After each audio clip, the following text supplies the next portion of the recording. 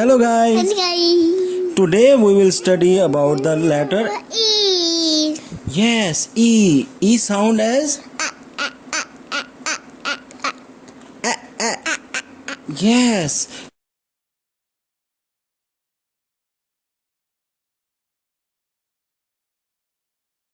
E is for Elephant. Elephant. Elephant. yes, elephant. E is for Elephant.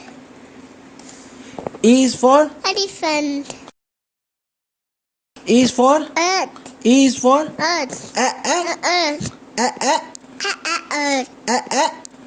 Earth. Yes, earth. E is for envelope.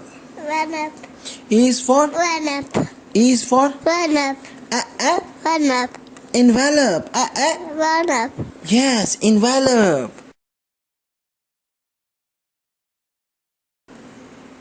E is for I. I. I. I. yes, I. E is for Eagle. E is for Eagle. E Eagle. Eagle. Eagle. yes, E for eagle. That's it guys. Please subscribe our. Goodbye guys. Bye bye. Bye bye.